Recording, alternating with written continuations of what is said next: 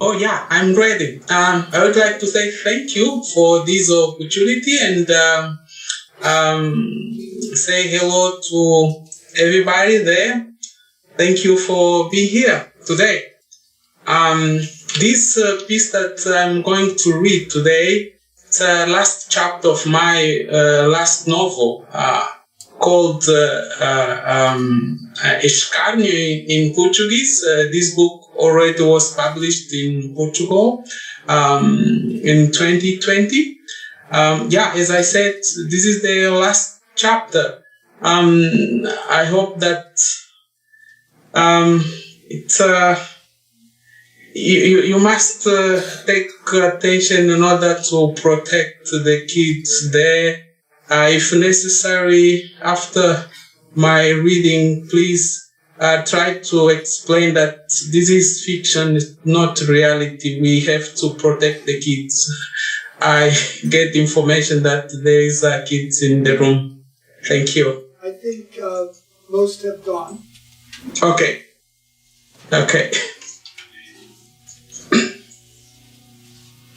Mockery. In the earlier morning, Professor Verax was removed from the basement. They took him to the central torture room, where there was a man whose job it was to continue the unspeakable. When the man saw the accused, he broke into a laugh that mixed mockery with sadism. The torturer was a blond man, large with thick eyeballs and a notable ponytail. He was measuring almost 1.9 meters, with abundant muscles in most regions of his body. He moved with the limitation of a woman in her last days of pregnancy. He wore a red trefoil sports strap sewed without sleeves, an orange monk suit with the straps lowered and tied tightly around his waist. The shoes were of brown leather with aluminium spikes, similar to soccer shoes. The aluminium extending to the tip of the shoe, most certainly for a specific purpose. His hands were covered with green leather gloves.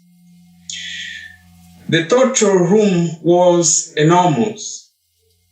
It resembled a mid-sized sport pavilion of basketball, handball, hockey, or roller skating. It had a variety of instruments to cause pain and suffering. Beds for asphyxiation, weapons, rusted machetes, hammers of different sizes, needles, thin wires of cut as well as thicker ones for strangulation, table with vice grips beside a barrel of nausea-filled water, players, a gas flame, melted leads, and chains. Other tools could not be identified, but they were obviously there to cause a pain, distress, and a certain death. The lighting system varied a lot, going far beyond. The people responsible for transfer of Verax made signs to blond men as soon as they arrived in room. In the way the blond men responded, the accused realized that the executioner was deaf and mute. They communicated with a slang sign language of Matogo. The executioner took control of the accused, grabbing him by his legs with surprising agility, pushing him on top of the table with the vice leg cuffing him, forcing the left arm of the defendant behind his back and down to the ankle, and twisting his head until there were continuous screams begging for mercy. When the other agents were satisfied, the torture had really started. They signaled goodbye to the blonde man.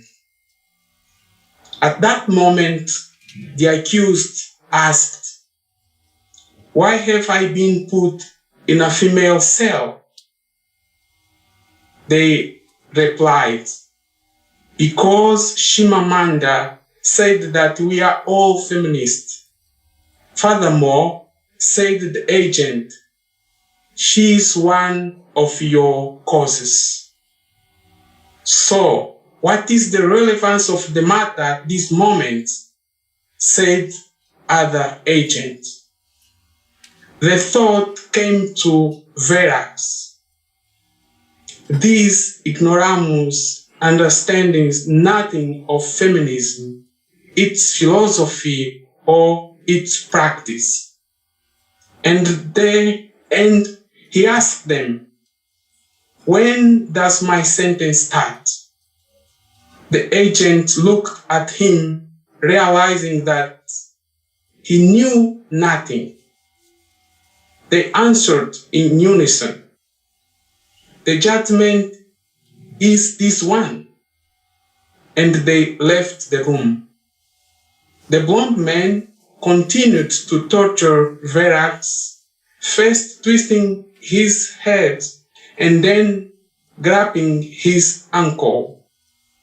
As the accused's agony grew, there were cracking sounds and the bones in the ankle broke. He was unable to move it. The more the victim begged for mercy, the more the torture made sounds of satisfaction. While the torture continued, the accused urinated, he sweated profusely, he defecated, and he bled.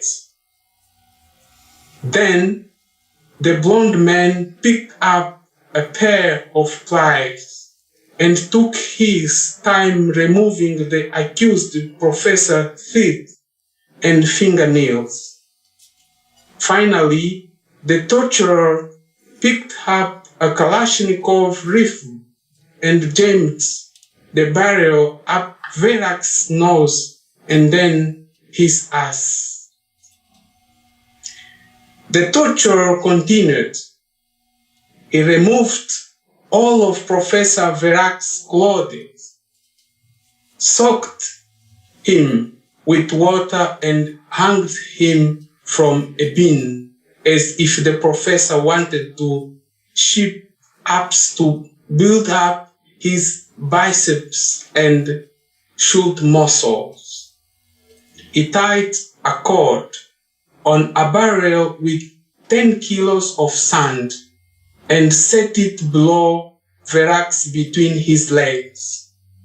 The blonde man took hold of the professor's penis and the testicles and tied them to the wrist and sand barrel and then let them go. From this moment on, there were no more screams, just mourning from a profound agony. A few minutes later, the barrel had stretched the genital to his knees and the defendant finally lost consciousness. The torturer removed the unconscious professor from the beam and sat him on a chair to pursue other techniques. He poured water on him again, while preparing for the next round of so-called noble duties intended to guarantee the national order and the full development of Matogo. The door of the chamber suddenly opened. The torturer looked up to the sea unrecognizable silhouettes of 7 people. 5 walked in. They were from the University of Gods.